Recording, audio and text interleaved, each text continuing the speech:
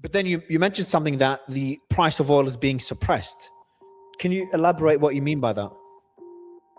So the evidence on this is really, really clear. It couldn't be clearer. The crack spread, which you've probably talked, I think you were talking to other guests about, I think I saw an interview that you did. The crack spread is the cost of producing oil by refiners. So the crack spread will tell you how much basically you're going to pay at the pump, right? You're going to pay at the gasoline pump, or the petrol pump, as we call it in Britain and Ireland. And that's going up. Okay, so the real cost, and therefore the real price, of refined gasoline and diesel is rising. Now, what's falling? The futures price, WTI and Brent.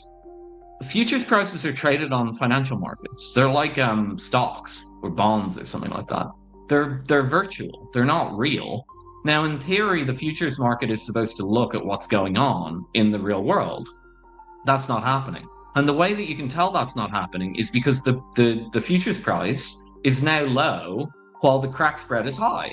And what else is high? The price at the pump. Have you gone and walked by a gas station recently? Yeah, okay, prices may have come down in the past week by 5%, but they're still up basically where they were at $95 a barrel. And Trump said on Truth Social, railing against gasoline stations. So you see, the futures price, I mean, we can talk about what futures markets are if you want. They when they're functional, they're in some senses useful, but they're not a real price of oil.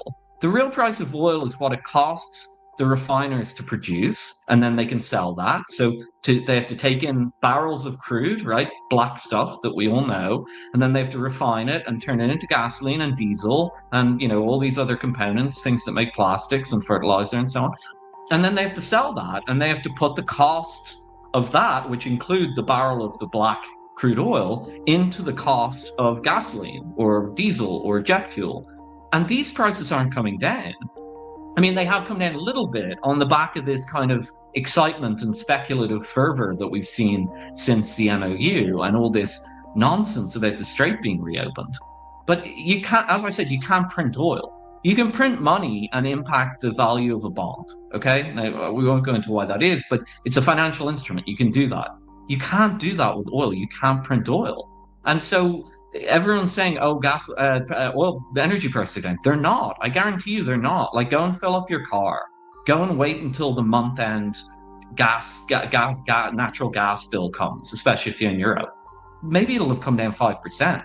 It's still up where it was at $95 a barrel. So I said to a friend of mine the other day, like, we're down the rabbit hole. We're at the Mad Hatter's Tea Party here. Like, nothing makes sense. And, everyone's talking in nonsense riddles and stuff like that. And I think in the next week or two, maybe the madness will hold for a little longer. But at a certain point, people are going to go, the gasoline prices didn't come down, guys. Like, it was all fake.